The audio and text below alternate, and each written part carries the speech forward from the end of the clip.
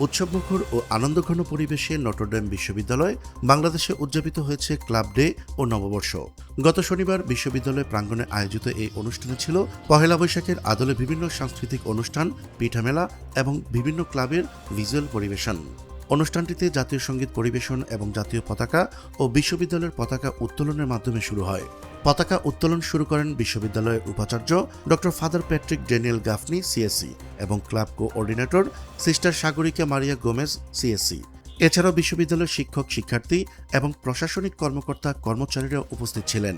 এরপর বিভিন্ন ক্লাবের পতাকা উত্তোলন করেন ক্লাব মডারেটর ও কো মডারেটররা।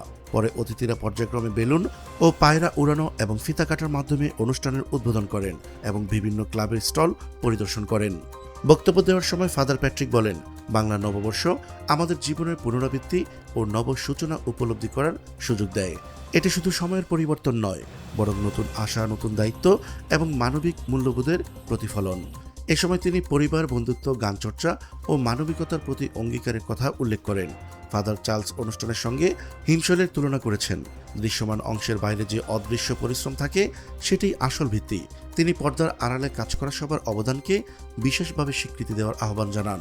শিক্ষার্থীদের উদ্দেশ্যে ফাদার জর্জ কমল বলেছেন, নিজেদের আলোকিত করার সমাজও বিশ্বে ইতিবাচক প্রভাব ছড়িয়ে দিতে হবে, যাতে একটি সুন্দর ও মানবিক সমাজ গড়ে ওঠে। এরপর শুরু হয় অনুষ্ঠানের দ্বিতীয় অধিবেশন। এতে ছিল সাংস্কৃতিক অনুষ্ঠান এবং 7টি ক্লাবের ভিজুয়াল উপস্থাপনা ও পরিবেশনা।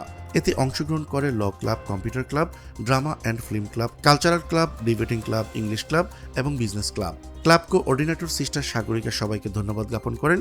পরে বাংলার ঐতিহ্য লোকসঙ্গীত পরিবেশনের মাধ্যমে অনুষ্ঠানের সমাপ্তি হয়। প্রিয় দর্শক, আজ এ পর্যন্তই। দেখা হচ্ছে পরবর্তী ভিডিওতে। ততক্ষণ পর্যন্ত চোখ রাখুন আমাদের ইউটিউব চ্যানেল ভাইস্কোপ এন্টারটেইনমেন্ট এবং ফেসবুক পেজ বাংলার চোখে।